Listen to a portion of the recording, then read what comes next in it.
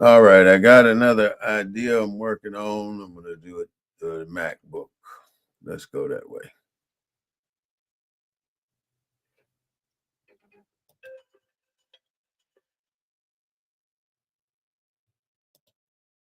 All right, now you might be able to hear me now because I'm going with the MacBook speakers. And let's see if you can hear me now. I'm thinking that, okay, I'm trying to talk on, see if the MacBook speaker's working. MacBook Air speakers built in. Let's see if that works. Try it that way. MacBooks Air speakers built in. MacBook. I think this might be, I'm hoping that might be something that you can hear now. I don't know for sure, but I'm trying to switch everything to MacBook. That's what happens when I switch over to a new computer and I can't get it where I need it to be. So I'll just keep trying. Like I don't know if I'm gonna ever get it working today. I might have to just go offline and come back at 4:30 or something like that till I can get it. Okay, you hear me now? Okay, I hear you. All right, so good. All right, I'm gonna leave it right there, and I'm gonna go ahead and start the show over and go back to what I need to be doing. So I'm sorry for the delay, everybody. It's my bad.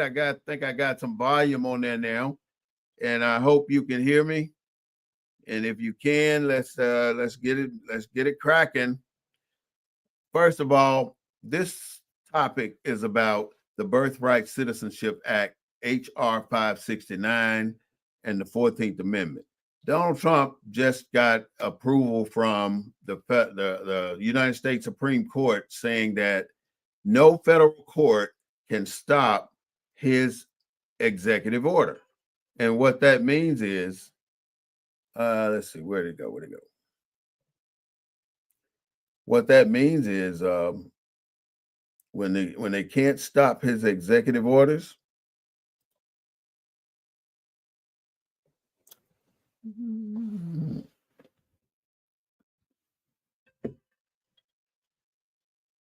I keep hearing this here chat, but now I don't seem to be able to get it up. Let's see what's going on.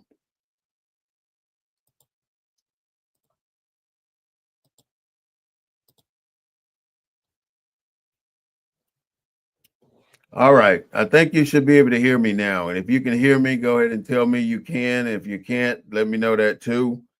But moving right along,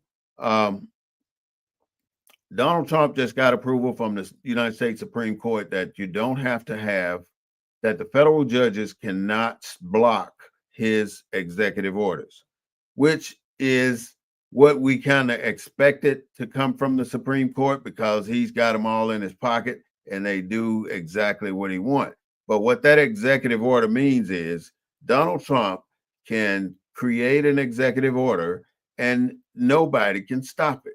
And right now, he has an executive order saying that it's about birthright citizenship. And because we have yet to prove that the 14th Amendment really makes us citizens in the United States, we are going to have a problem in the future. Now, it doesn't affect Black people right now because he's focused on the Hispanic culture and how the immigrants that are trying to cross the border. That's been the big issue over the last several months. So now, after they get done messing with this culture, then the culture that's ideal is us. We're the actual target, believe it or not. Before this country can really solidify who it really is, the white country of the world, it has to get rid of several things that are in the way. And the world knows the status of Black Americans and African Americans that are in the United States of America. And they know that we are the rightful landowners, but we have no status to prove it. We have nothing in our possession to prove it. So we've been basically living under their regime, under their orders, and following their systems of government. And that's what we have to do right now because that's where we are. And you've heard those saying, when in Rome, act like the Romans. He did an executive order called Executive Order 14156. Executive Order 1456, protecting the meaning and value of American citizenship. Here's something Donald Trump said that you and I should really pay attention to because it doesn't affect us, but in the future it will. And before this segment is over, you'll understand why it will affect you. The order outlines two categories of individuals born in the United States and not subject to the jurisdiction thereof, that the administration, that's Donald Trump's administration, and everybody know that, believes should not be U.S. citizens by birthright citizenship. A child, I'm wondering where this is going. A child, let's see here.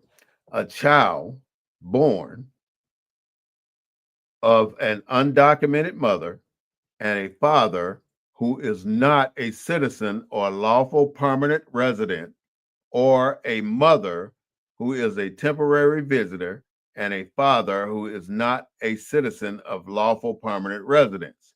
The order would have made ancestry.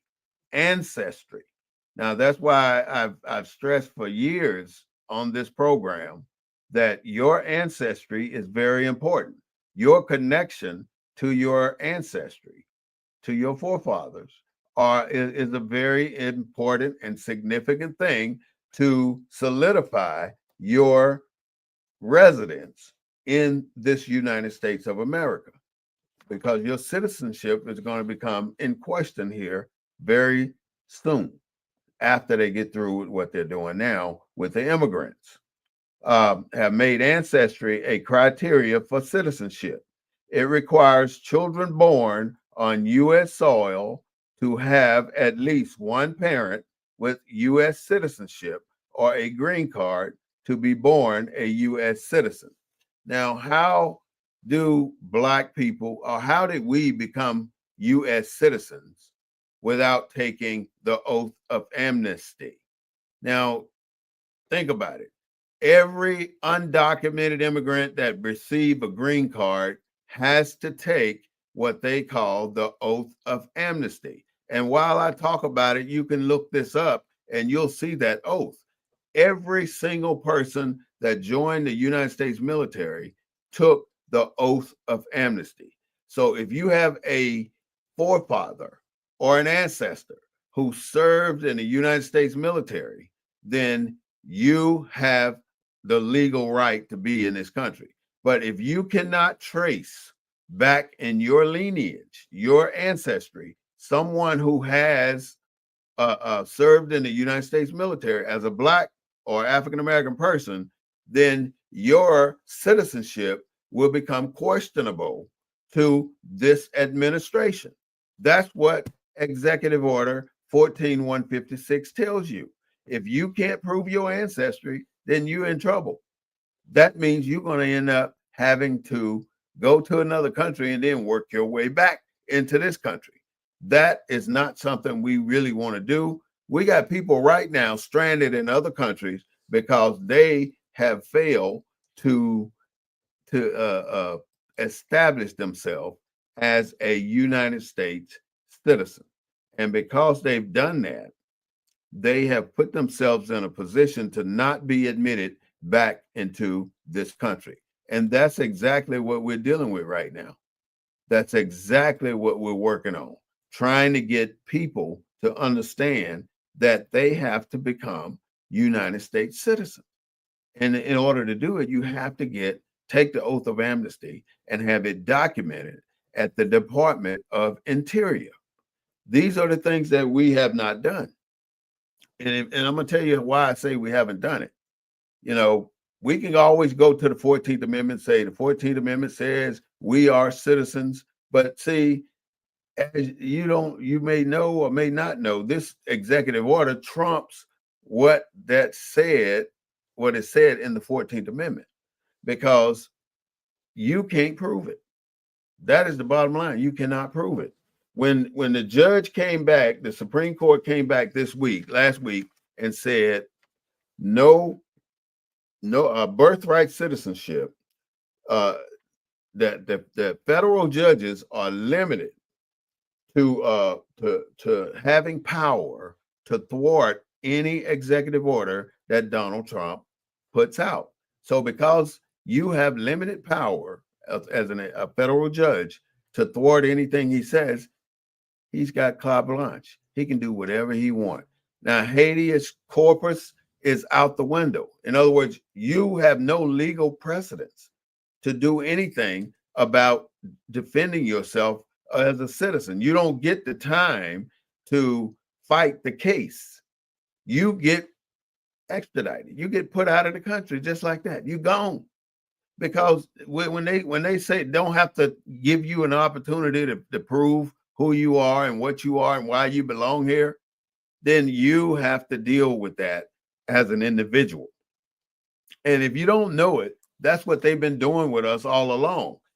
They have individually, systematically removed Black people from the population for the last 75 years. I mean, even longer than that. They've done this for 300-400 years, but immediate future, immediate in the past, they've done it a different way since the Emancipation Proclamation. And that different way is through the federal, the privately owned contracting prisons. They've made it an economic thing. They put Black people in jail so the owners of the prison can get paid per inmate, and they remove you from society. So here they are. First of all, they make you homeless because they don't employ you the way they should employ you. They deny you the ability to get a job like you would intend to, or with your capability, to match your capability. And then they deny you the pay that you need to support your family. And let's say you became homeless as an individual, and now you can't get a job, and now you got to go back on the street, you're homeless. And that makes you, and you go to the shelter, and the shelter ain't got no room for you. Now you got to go back to the street. So that makes you a vagrant. That makes you loitering. That puts you out in society. So now that gives them the right to put you in jail or to put you in another country. That's basically how simple it is. And if you don't have the credentials to show where you belong and that you belong to the USA, then you're gone. It's so simple about what they're doing and how they're fighting the United States Constitution. You know, we thought this 178-year policy, the 14th Amendment, was solidified, but it's not. It's an amendment. An amendment are amended to be amended. And that's what it's doing right now. They're amending the amendments, and it creates havoc for those of us who thought that these amendments gave us the rights that we should have, for especially the U.S. citizen thing. And now I'm going to walk you through why it does not solidify Black Americans and African Americans.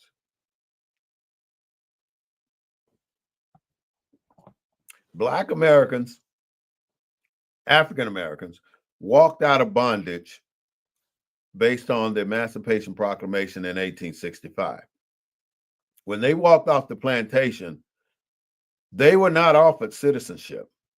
They were just walked off. They were not citizens when they were on the plantation as what they call slaves. And as a slave, you had your property. And so now with the Emancipation Proclamation, you come off the plantation as people. Now you don't have citizenship. You don't have a country. You don't have, you're not aligned with anything or anybody, because They didn't give you the opportunity to align with anything or anybody. They put you off that plantation and you were wandering in the desert out here in America, all over the country. So, but what did they do to the Confederate soldiers who fought against the Union Army that wanted to be a separate country? They had to take the oath of amnesty in order for them to become citizens of the United States of America. And if those 11 states had not taken the oath of amnesty, they would not be citizens in the United States this day. They took that oath. And then when they took the oath, President Johnson, who took over after President Lincoln was assassinated, gave each of those generals, many of those generals, jurisdiction and dominion over the states that they were fighting to keep slavery in. So basically, all 11 states, from Texas all around to North Carolina, became those Confederate generals became the governors of those states. So why would they implement the removal of slavery? They did, but they did it in their way. They did it by creating the black codes. Okay, yeah, we're gonna go along with your plan, but we're gonna do this our way. And what they did was introduce the black codes, and basically what I was saying earlier about being a vagrant, being out without a job, not having money in your pocket, gave the culture that so-called ran this country the ability to lock you up and then sign you out to the plantation you just left from. So they put you right back in a system that the emancipation took you out of. And you never, ever got citizenship because you never, ever got to take the oath of amnesty to give you that citizenship. Now, if you're military, if anybody in your genealogy can prove that they fought in the Civil War forward, they took the oath of, well, the Civil War backwards. They took the oath of amnesty and forward because every soldier that's alive today took the oath of amnesty. And in order to get it, to get your citizenship, that's what you have to do. You do not get citizenship in this country without taking that little simple oath. Look it up. The oath of amnesty has to be taken by every single U.S. citizen that's an adult that comes to this country. And if nobody ever took that in your genealogy, then there's a question that whether you're a citizen or not. And that is where Donald Trump is headed for Black Americans and African Americans. And if you can't prove that somebody in your genealogy served in the military, then you're stuck. You're going to be in a bad way. And that is what we have to fight against. So how do you correct the whole situation? It's easy to correct, but how many of us are willing to do our own homework and rather than wait for somebody else to do it for us? We got to go to any recruiting office in the country, any military recruiting office. You don't have to sign up for the military, but you go in there and you tell them or ask them, can you take the oath of amnesty? And then they will give you a certified document, and then you or them can send that document to the Department of Interior, registering you as a citizen of the United States. Otherwise, show who served in the military by DD-14, DD-214, or by somebody having some formal document to show that they have a military ancestor. Because if you can't prove it, I'm sorry, you're going to get stuck and you're going to get moved out of this country. And that goes to my second point about our young brothers and sisters and out there in this country that may or may not have an ID card. Young people today really don't want to participate in some of the systems that has been created in this country. And they create these systems to protect them, to protect them. and they don't want to just give you the opportunities that they have without you doing something. And in the executive orders of Abraham Lincoln, you will find that he said that Black people will have to do something. And that something you will have to do is establish yourself as a citizen, but being that it was never offered to you, you have to go and pursue it. And most of us don't want to do that. How do we get our people to understand that you got to do two things? Get you an ID card. You know, how many young kids are running around here now, 17, 18 years old, and still have not registered for civil service, still have not went and got a ID card from the Department of Motor Vehicles? Or, you know, these systems are in place not to protect you, but to protect them. And when you don't want to comply to these systems, you put yourself in a situation where you are not going to be respected in America. You know, they have systematically removed us one by one by one. And the Supreme Court just solidified that one by one thing, because they said it specified remedies for a person who sues. In other words, they deport you and you want to sue the federal government. You're one person fighting a $40 trillion company. You may have a few $1,000,000 or you may have no dollars. Whatever it is, you're fighting a company that cannot be beat. If you got to fight for it against America, you can just about rest assured you are not going to win. And if you read the fourth paragraph of the 14th Amendment, it tells you that the United States will not pay anything for a freed slave. It says it doesn't pay anything for that. And if you can sue all you want to, they're not going to pay for anything you may be trying to do, because you want to assume that you're a citizen.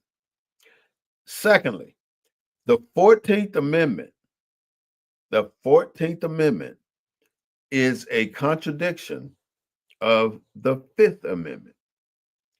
If you read the Fifth Amendment, it's going to tell you that the United States will never take anything from you without just compensation. It specifically states that in the Fifth Amendment. If you go to the 14th Amendment, it says the United States will not honor any debt to any citizen in this country.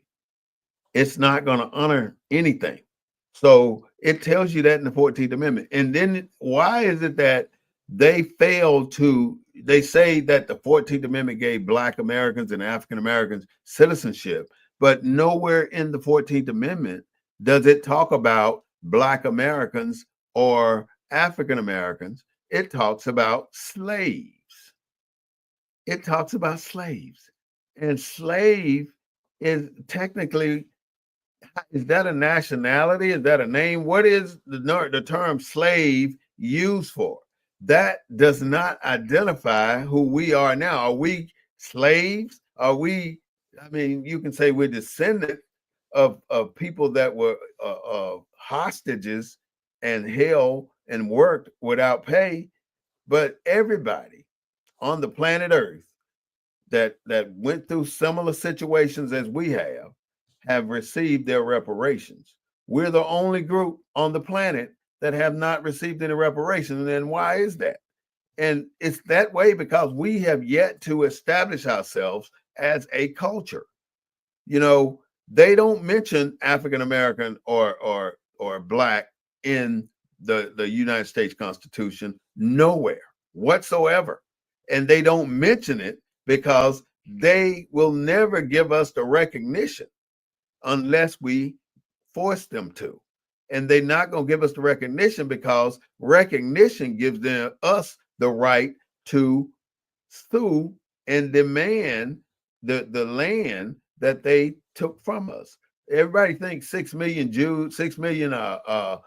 slaves came over or 6 million Africans were shipped over from Africa to America. That's not the case. There were 10 million here already that were made slaves. Many of them were made slaves, not all, but many. And if you have not noticed the whitewashing of of America, then you're not paying attention. You can go anywhere in the world and look on in a go in a cathedral or Catholic church and look at the stained glass windows, and you'll see that every single one of them will have black people in the stained glasses. Why? And these buildings been there thousands of years. So what does that tell you? That we are everywhere, even here in America. But why is it that we are led to believe that we only exist here? We're not just descendants of the continent of Africa. We're descendants of this continent right here, which is technically a Kibulon, Northwest Africa. And if you don't believe it, you got to research it to find it out. But it's the truth. We have to believe in ourselves, and we have to stand as a people. And that is what they have been so successful at, is keeping us divided from coming together as a people. And we are not going to come together as a people until they give us an opportunity to. And I'm going to tell you how they keep us from coming together as a people.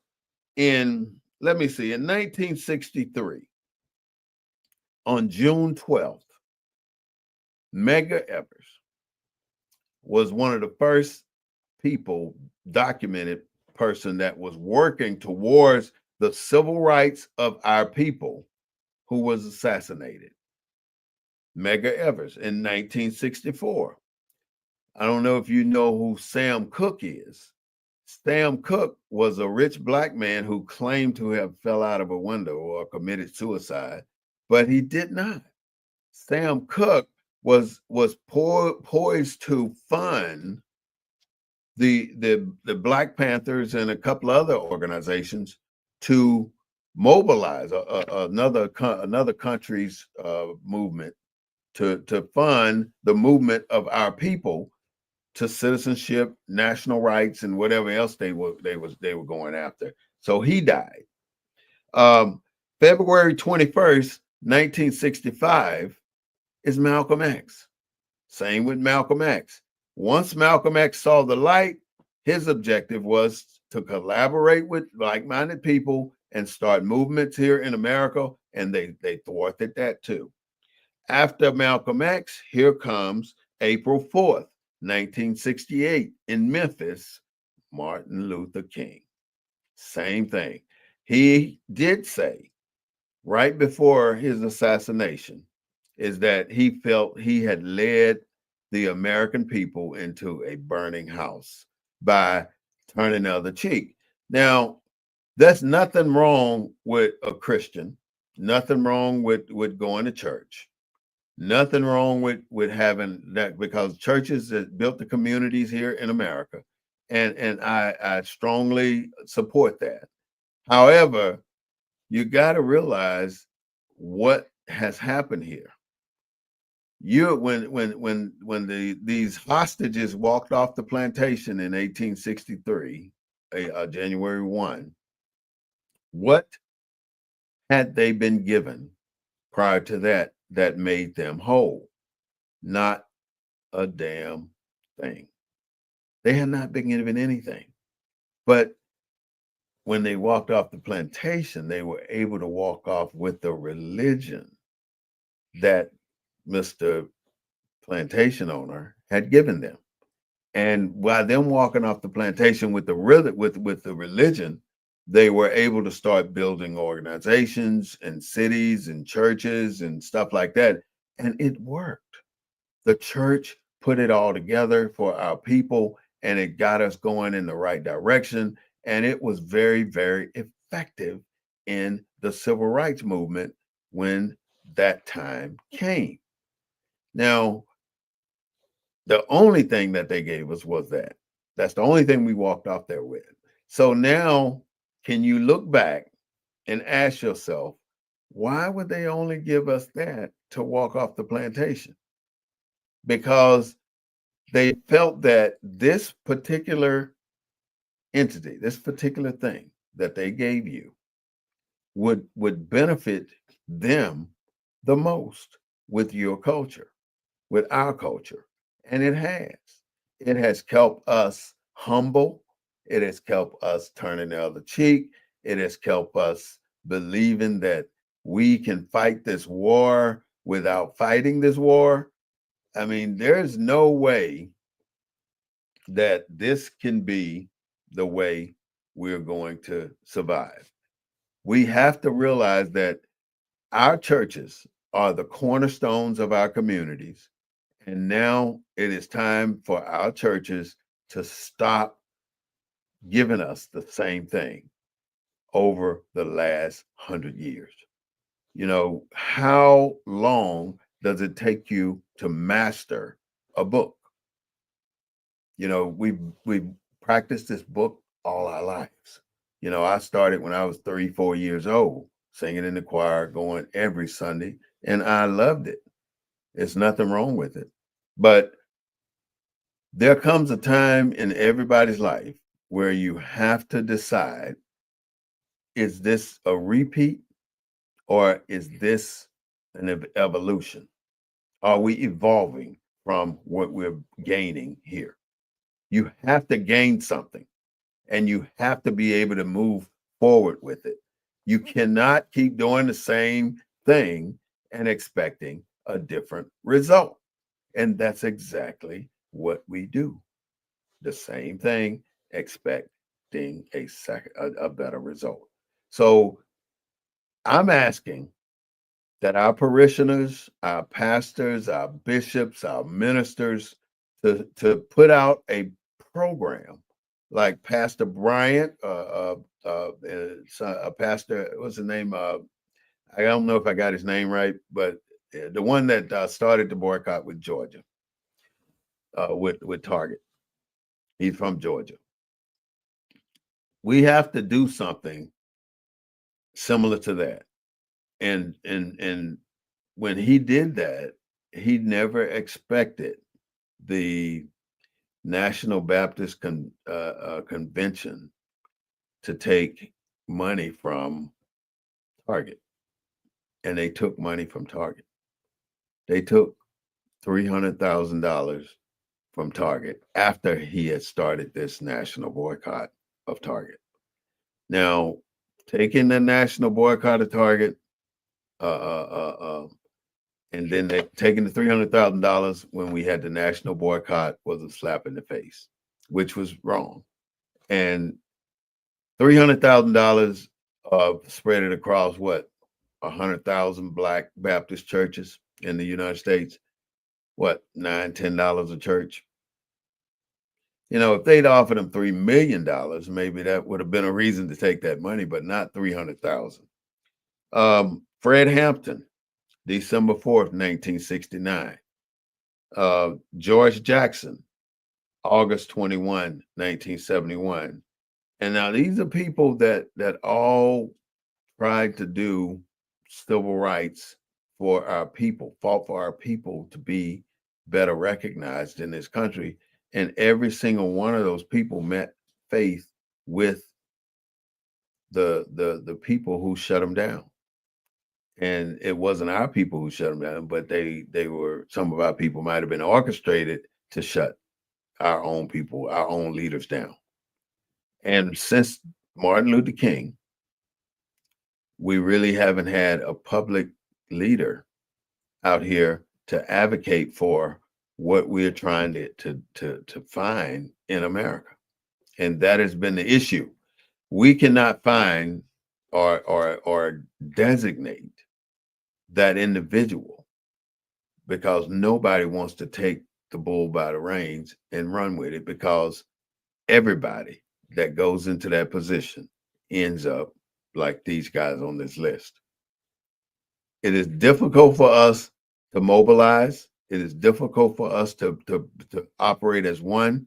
I mean, the National Baptist Convention is 10,000 Black people going to a convention. If they would decide to mobilize and put up a national agenda for everybody to follow, I'm sure it would not be a problem for us to follow. It would be something that we would honor the fact that they did it and now we are going to help them do it. We would get in the fight and make it work for them and us. It's a lot of people there. And all we had to do was say, I'm in. You know, we have the NAACP, and if we ask them for a national fight, maybe that would work for us too. But how hard and difficult is it to get the NAACP to focus on a national fight for everybody, not just the members, but everybody of African descent, everybody of melanated skin fighting for the same thing. This is something that we have to fight about in America, and we're going to continue to fight about it, and we're going to continue to go around in circles and kick the can down the road because we have yet to determine that we want to put it together and stand up as one. And that is our problem right now. We're too separate, and that's exactly how America likes it, keeping us separate and but equal. You remember that Brown versus Board of Education? that set us up for another failure. Seemed like everything was done. They start out talking about doing it for Black people, and then before you know it, it's for everybody. It's for people of color. Now, if we went people of color, you're talking 2/3 of the United States of America. But if we went just Black people, we're talking about 1/5 of America.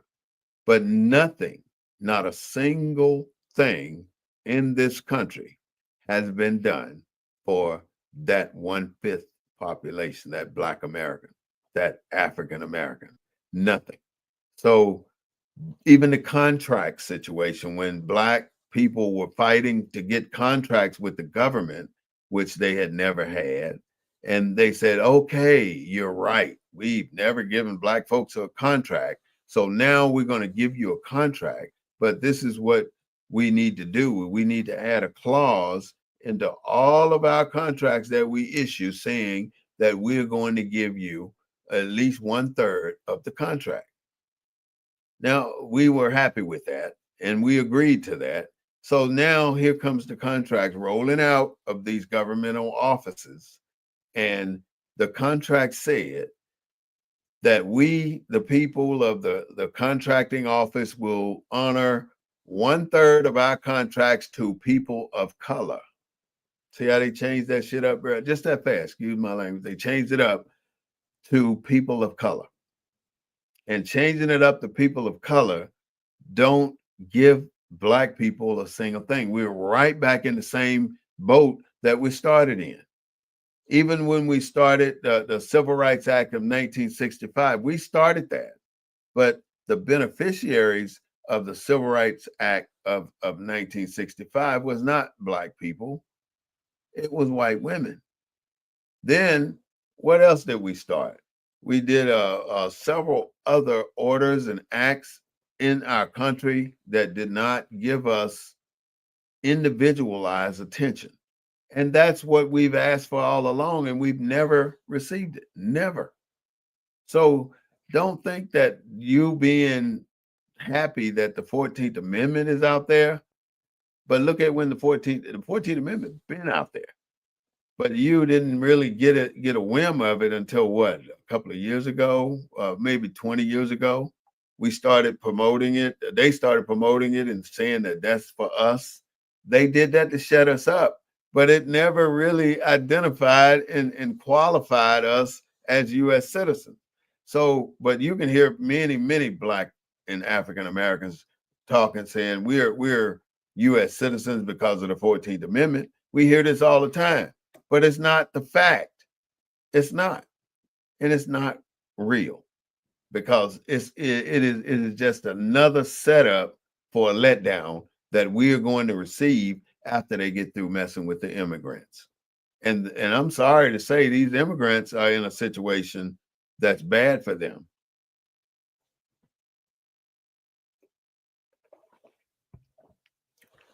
You can think about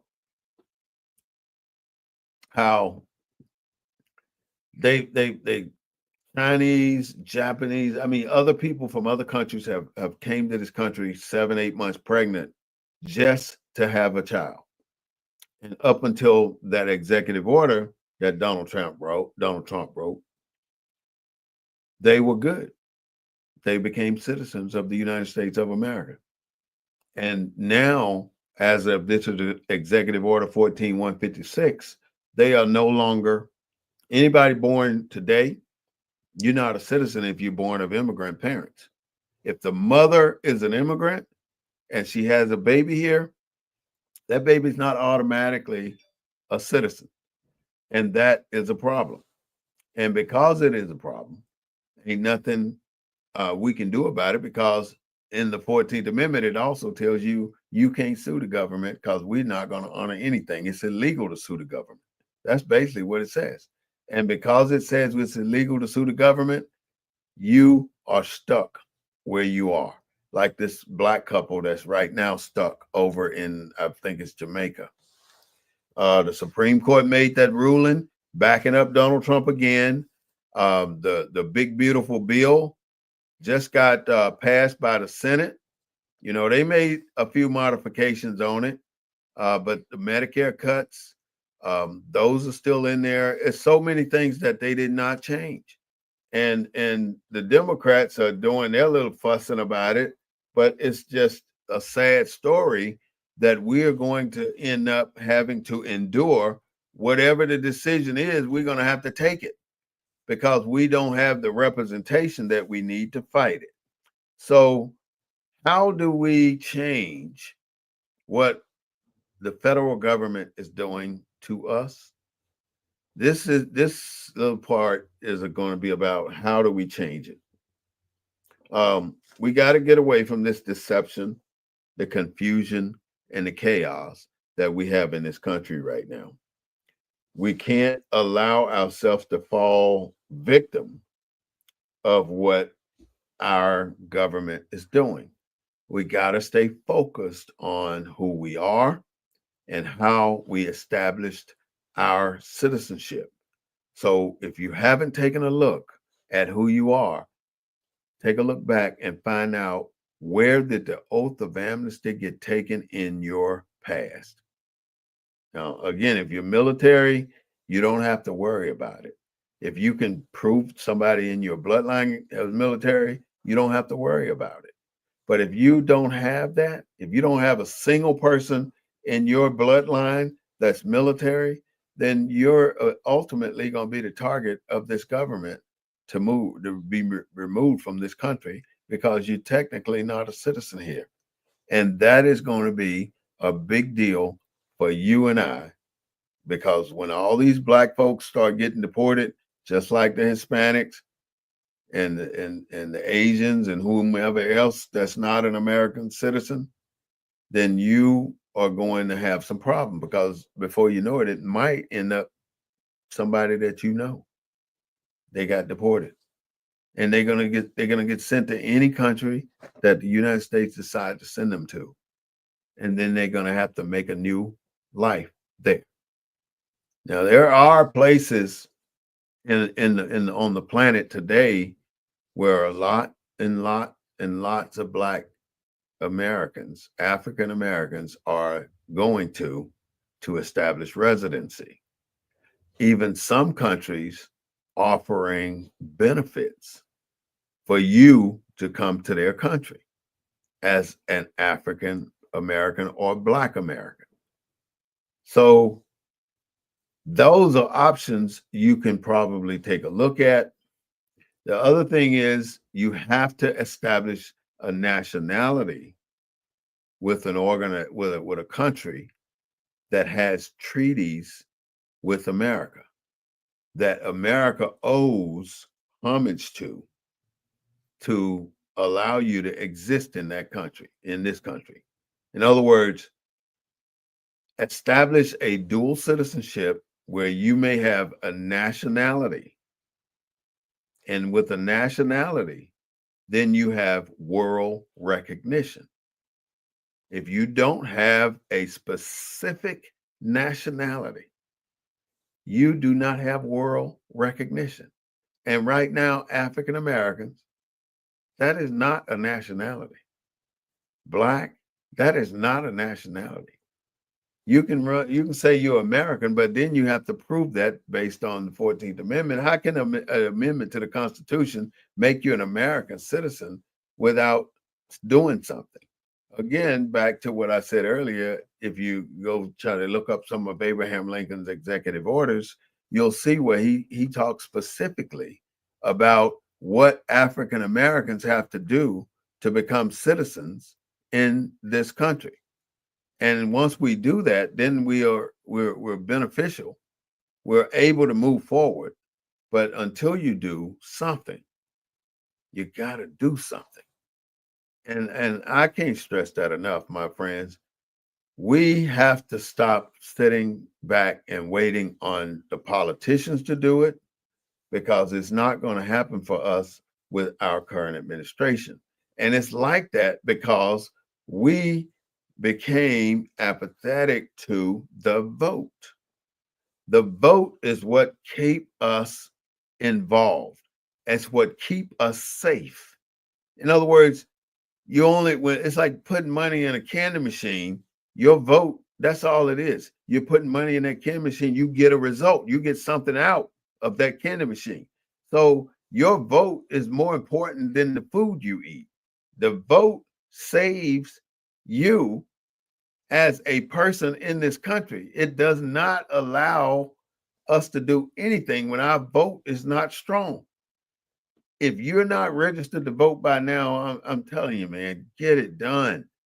Go get registered. If you have things in your background that may think you can't register to vote, you need to find out about that, because hundreds of people with prior prison sentences have registered to vote because they went through the proper channels of this government to register to vote. And that vote is what makes the difference. Now, people like Jasmine Crockett, there's a few other ones. That's the only one I want to mention right now. They are outspoken people, and they're out there alone fighting for your rights and my rights too. And we leave them out there for all of this stuff to happen, and nobody comes to the defense of the people fighting for everybody. They're making a stand against the most powerful government in the world, and we don't support them. We got to do something better. And the only thing I can suggest right now is two things. One, we gotta register to vote. We gotta register to vote. We gotta register to vote. And I can't say that enough. And I'm sorry for being redundant with registering to vote, but that is just where it's at, my friend. We have to register to vote, and we have to go vote, because that is the only thing going to change the political structure right now. And then we have to get our kids to understand civics. Nobody wants to take civics in school. Nobody wants to learn civics out of school. But if you don't know your government, right now, I want everybody that watches this program to say who their district or parish or whatever you may call it, who's the closest voted in politician you have. Who is that person? You should know who's the district commissioner, who's the council person, who's the homeowner association president. You should know these people.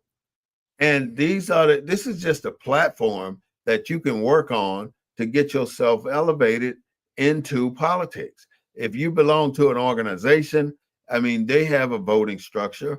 Understand how that structure works because it's the same on every level. They follow Robert's rules of order. And that is where you get your basis from the local organization.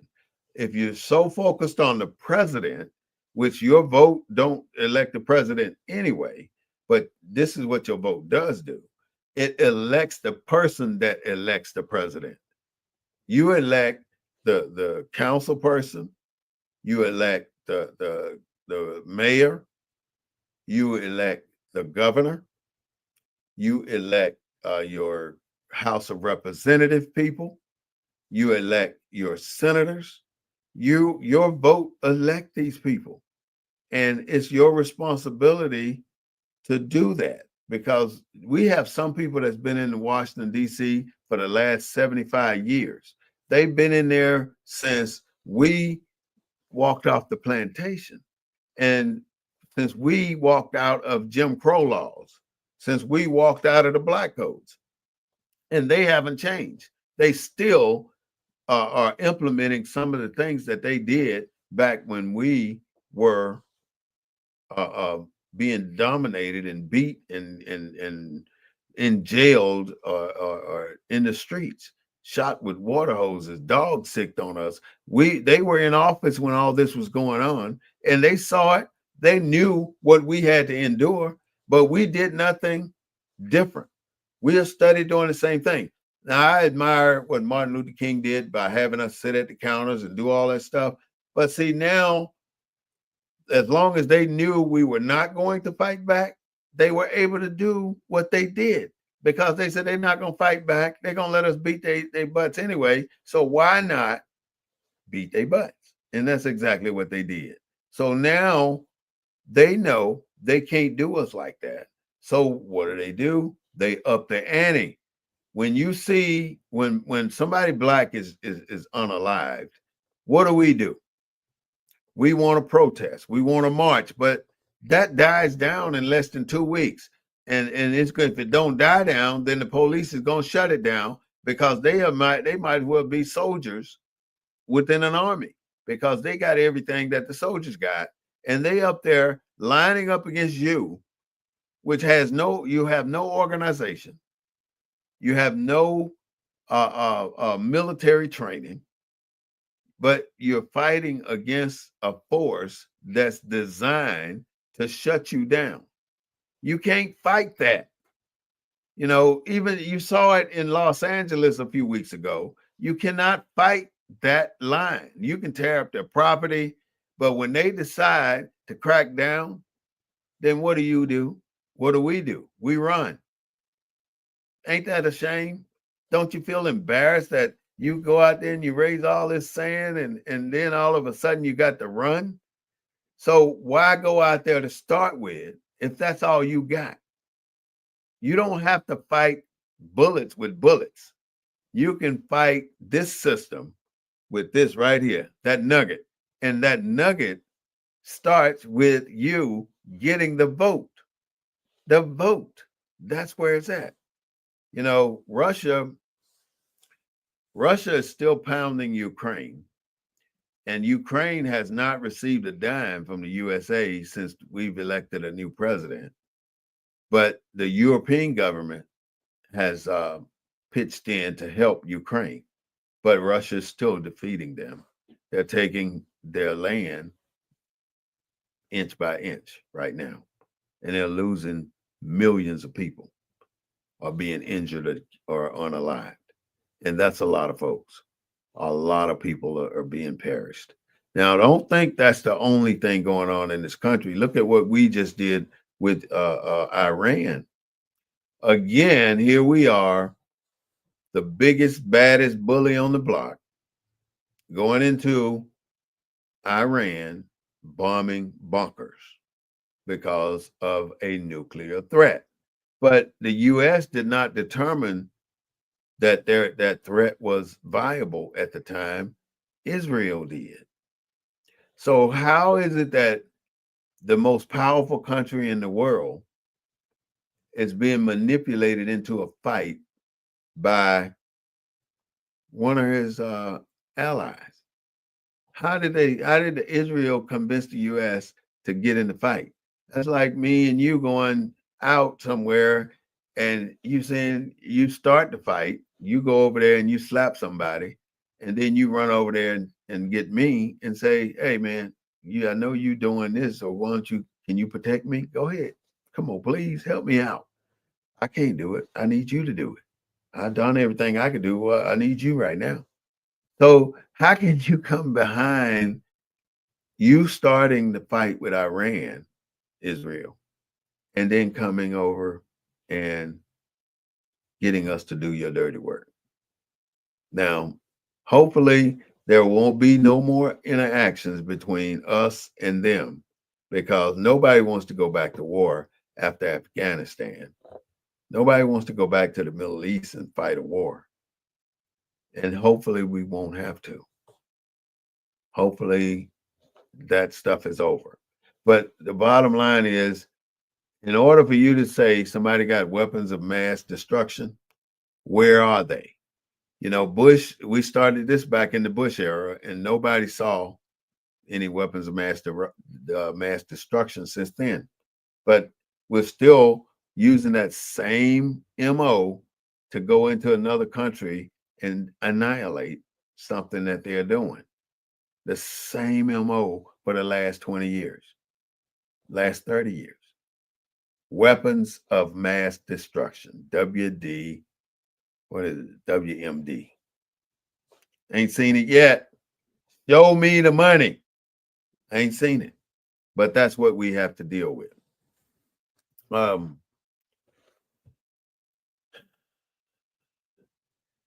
there's been a systematic process for Black Americans, African Americans. Now you should be somewhat aware that everything that's been done has been to put you in a particular category. We're in that category now. We're in that fishbowl, and we can't get out of it. And we cannot get out of it without the participation of our people. You know, there's the life in the world is bigger than a party. It's bigger than an event. It's bigger than a one night stance at the Temptations concert. It's bigger than a Bill Bellamy comedy show. It's so much bigger than these isolated events that's designed to do what any event is designed to do. Take your money. And if your life is surrounded by this type of atmosphere, then it's important that you don't forget that there's another side to this story and that we have a duty and a responsibility to our people to put information out here, to educate our people, to make our people smarter, to give our people another direction to flow. Because it's not bad at this moment when we can go buy what we want, go where we want, do what we want. But when the rubber hits the road, it's coming towards us, and it's all designed for us, but it just hadn't got to us yet. But when it get to us, I want you to go back on this day and on this show, number 267, the Birthright Citizenship Act, HR 569, and the 14th Amendment, and say that's exactly what we were talking about on that day. And I'm just saying, the only way we're gonna change this whole system is to just tear it in 2028. We got to hit the vote so damn hard. I mean, even before that, we don't want no bull crap. I'm about to start cussing. We don't want no bull crap presidential nomination. We don't want no last minute choices. We want to select somebody that can win. And right now, it ain't got to be white. It ain't got to be Mexican. It ain't got to be black. It's got to be somebody that will recognize our agenda. And our agenda is about us becoming full citizens, for one, without question, or something that makes it legitimate without us having to think we got to go back and look at it, because right now we do. It's got to be 100% for us. And then the only way we're going to get something in an office 100% for us is to vote. Even in our local politicians, you think that somebody going to be concerned about your needs and what you need in your city, in your hometown, on your street, and fixing that pothole that's been there since Moby Dick was a minnow? You think somebody going to fix that pothole when you ain't had nothing to do with who's in office? They don't pay attention to people that don't say anything. They pay attention to the people that raise hell about little things.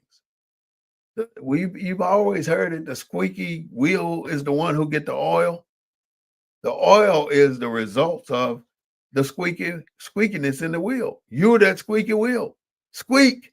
Let them know that you're not happy about something.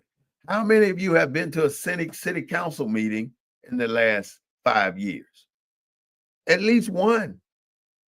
You don't even know that they're in there making decisions about your money that you pay every single month, and nobody does anything about it. They're making decisions on your money.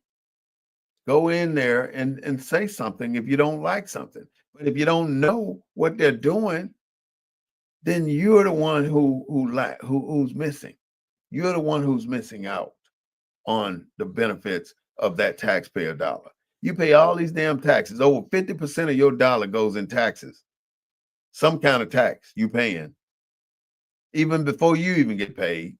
But you don't give a damn about that money because it ain't in your pocket. But it's your money that you made for them. You need to know what they're doing with it at least. You need to know. Know your politics, learn your civics, and thank you so much for all the support that I've received on TikTok.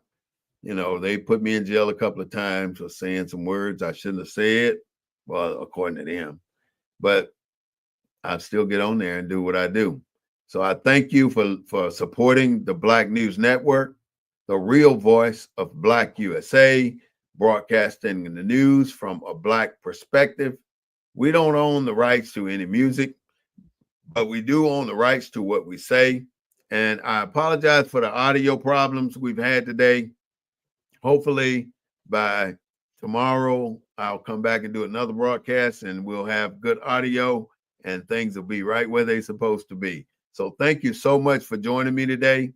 And I hope to see you again next Sunday, again at 3:30 p.m. on the Black Information and News Network, broadcasting live every Sunday at 3:30 p.m. I'm your brother, War Smith Bay, at the helm, and I will be back with another interesting topic. And I would give you some of the topics that we're going to come up with, but my manager said, don't do it, don't tell. So you'll know a few minutes before we come on the air on Sunday at 3:30 p.m. So without further ado, thank you so much. And don't forget to subscribe to our BNN 247 page on YouTube. Like us, comment on Facebook. I mean, it don't take that damn much for you to come in and just support the channel. And that's all I would like to see you do.